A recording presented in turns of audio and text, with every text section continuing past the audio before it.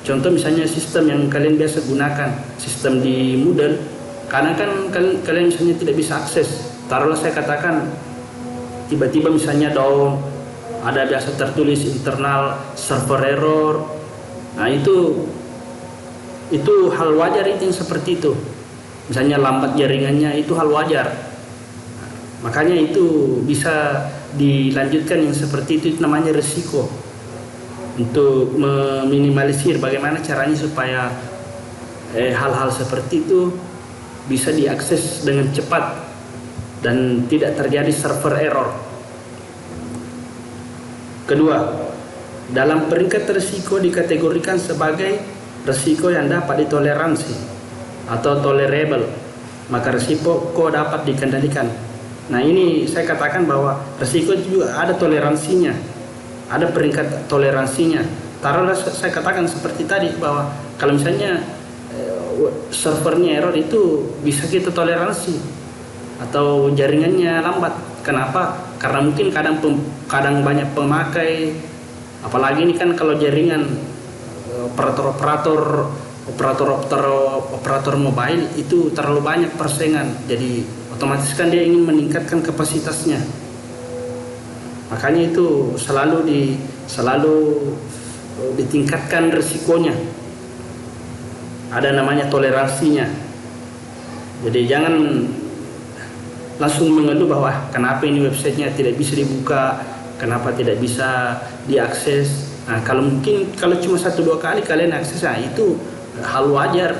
Tapi kalau misalnya sudah berkali-kali kalian tidak bisa buka, itu mungkin bisa aja itu websitenya sudah tertutup.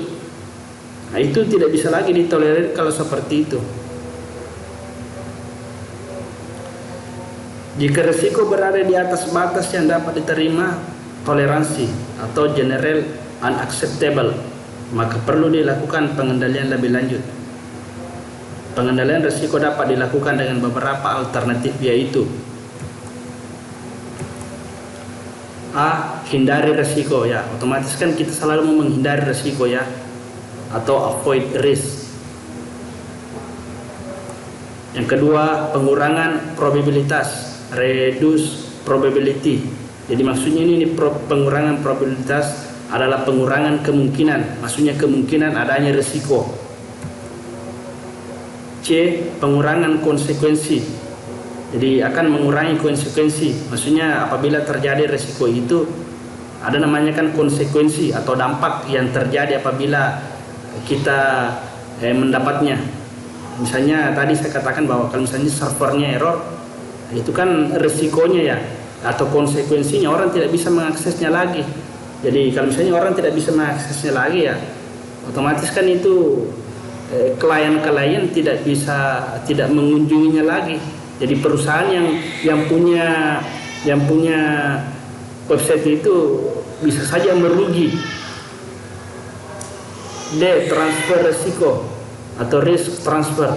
Jadi namanya ini kalau misalnya kita transfer risiko, saya akan sampaikan bahwa selalu ada namanya risiko.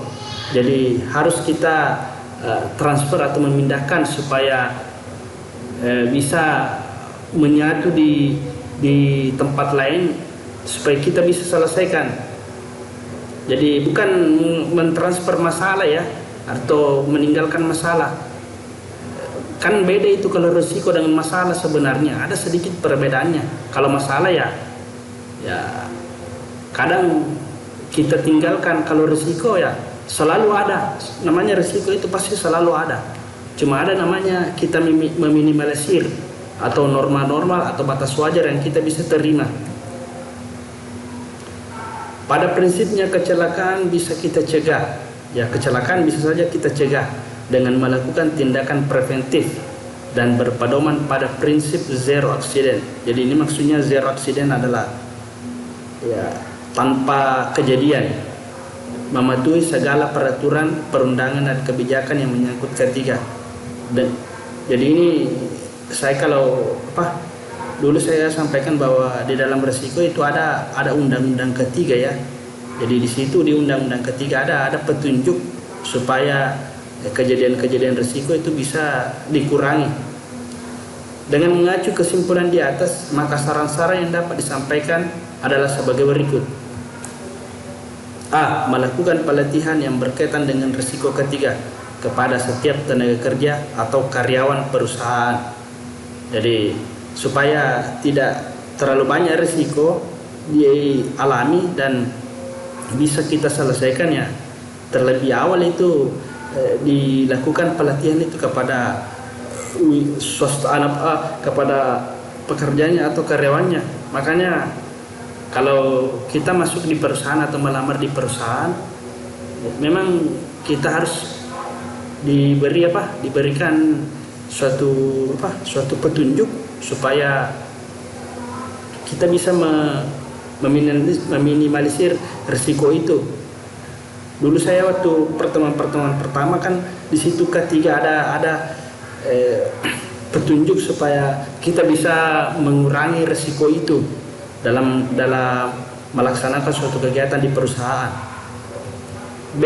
Memberlakukan sistem shift dan memberikan hari libur kepada pekerja secara bergantian. Ya, sama pun juga kalau misalnya di suatu perusahaan ada namanya shift. Contoh misalnya kalau di bank atau di perusahaan-perusahaan operator mobile itu selalu juga ada namanya shift.